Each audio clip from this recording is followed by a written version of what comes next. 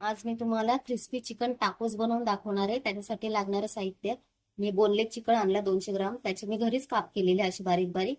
याच्यामध्ये टाकले अद्रक लसणाची पेस्ट 1 चमचा, अर्धा लिंबूचा रस टाकलाय, कॉर्न ऑर्गॅनो फ्लेक्स टाकले, चिली फ्लेक्स टाकले, काळी मिरी टाकली आहे, पावडर टाकली आहे, मीठ टाकले चवीनुसार, हळद टाकली थोडीशी आणि 1 चमचा आपला लाल तिखट टाकलेलं आहे. आणि हे मी मॅरिनेट करून घेतलेलं आहे. याला झालंय आपला अर्धा तास झालाय. आता मी याला आहे ना शिजवून घेते. इथे आपलं पातेला पण गरम झालेलं आहे.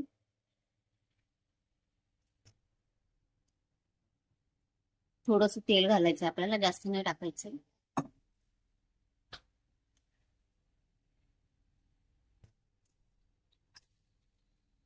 आणि मी चिकन एकदम स्वच्छ धुवून घेतलेलं आहे. बघा, मॅरिनेट झालं तरी पाणी सुटलेलं नाहीये चिकनला. एकदम सुकवून घ्यायचंय.